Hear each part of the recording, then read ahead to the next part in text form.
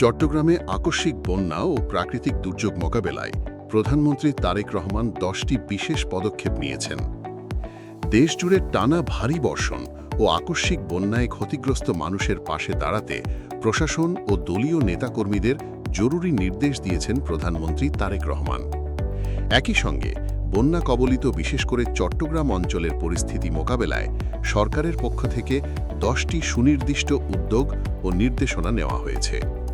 শুক্রবার 10ই জুলাই দুপুরে প্রধানমন্ত্রীর উপদেষ্টা ও কার্যালয়ের মুখপাত্র মাহাদি আমিন এক ফেসবুক পোস্টে চট্টগ্রাম অঞ্চলের দুর্যোগ মোকাবেলায় প্রধানমন্ত্রীর গৃহীত 10টি উদ্যোগ বিস্তারিতভাবে দেশবাসীর সামনে তুলে ধরেন।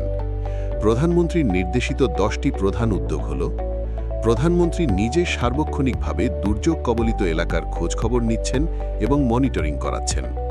প্রধানমন্ত্রীর কার্যালয় থেকে নিয়মিতভাবে ডিসি, জেলা প্রশাসক, ইউএনও সহ সংশ্লিষ্ট সবার সঙ্গে যোগাযোগ রেখে প্রয়োজনীয় দিক নির্দেশনা দেওয়া হচ্ছে। চট্টগ্রাম বিভাগের দুর্যোগ কবলিত এলাকায় ইতিমধ্যে 1057টি আশ্রয় কেন্দ্র চালু করা হয়েছে, যেখানে 12,000-এর বেশি মানুষ আশ্রয় নিয়েছে। জেনারেল রিলিফ কর্মসূচির আওতায় ক্ষতিগ্রস্ত চট্টগ্রাম, কক্সবাজার, রাঙামাটি, খাগড়াছড়ি ও বান্দরবান এই 5টি জেলার জন্য 2,15 লক্ষ টাকার নগদ অনুদান ও 3,450 মেট্রিক টন চাল দুর্গত মানুষের কাছে দ্রুততম সময়ে পৌঁছে দেওয়া হয়েছে। সরকারের নির্দেশনায় দুর্গত এলাকায় নিরাপদ খাওয়ার জল, স্যানিটেশন, স্বাস্থ্যসেবা, শিশু খাদ্য এবং 3 বেলা খাবার সরবরাহ নিশ্চিত করা হয়েছে। জরুরি পরিস্থিতি বিবেচনায় পাহাড়ি এলাকায় উদ্ধার কার্যক্রম গতিশীল করতে আইন শৃঙ্খলা রক্ষাকারী বাহিনীর পাশাপাশি প্রয়োজন বোধে সেনাবাহিনীও মোতায়েন করা হয়েছে। প্রধানমন্ত্রীর পক্ষ থেকে সহায়তার বার্তা পৌঁছে দিতে স্থানীয় সংসদ সদস্য ও জনপ্রতিনিধিরা প্লাবিত অঞ্চল পরিদর্শন করছেন এবং সশরীর দুর্গত এলাকায় অবস্থান নিয়ে মানুষের পাশে দাঁড়াচ্ছেন। দুর্গত মানুষের পাশে দাঁড়াতে রাষ্ট্র পরিচালনাকারী দল বিএনপির সর্বস্তরের নেতাকর্মী ও সহযোগী সংগঠনগুলো মাঠে নেমেছে।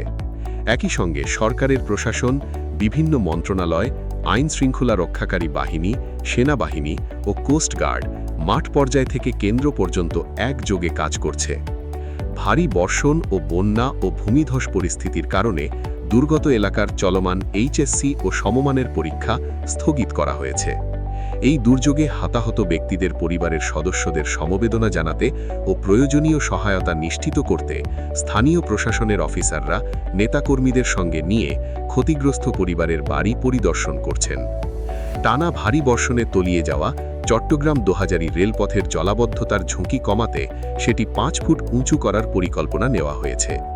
47 কিলোমিটার রেলপথের উচ্চতা বৃদ্ধির কাজের দরপত্রের প্রক্রিয়া ইতিমধ্যে শুরু হয়েছে।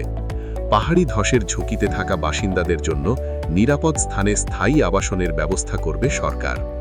ফেসবুক পোস্টের শেষে মাহাদি আমিন আশাবাদ ব্যক্ত করে বলেন, আমরা বিশ্বাস করি সরকারের দ্রুত সিদ্ধান্ত, মানবিক প্রয়াস ও সমন্বিত উদ্যোগের মাধ্যমে আমরা খুব দ্রুত এই দুর্যোগ কাটিয়ে উঠতে সক্ষম হব, ইনশাআল্লাহ। মাননীয় প্রধানমন্ত্রী এই সংকটে গভীর ভালোবাসা ও দায়বদ্ধতা নিয়ে ক্ষতিগ্রস্ত মানুষের পাশে আছেন।